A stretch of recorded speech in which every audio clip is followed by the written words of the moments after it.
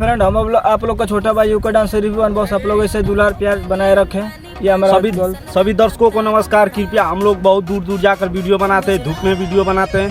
कृपया हम लोग को और प्यार और सपोर्ट बहुत ज़्यादा दीजिए। आप लोग का सपोर्ट रहेगा तो बहुत आगे हम लोग जाएंगे। कृपया हमारे टीम में यही है टीम हमारा। कृपया कोई भी आना चाहता है तो कृपया हम लोग से संपर्क करें। हेलो फ्रेंड, हमारे साथ कोई भी लड़के को जो वीडियो बनाना चाहते हैं कृपया हमसे कांटेक्ट करें। हमारा यूट्यूब चैनल में नंबर दिया गया है, कोई भी सॉन्ग पर रील बना सकता है। धन्यवाद।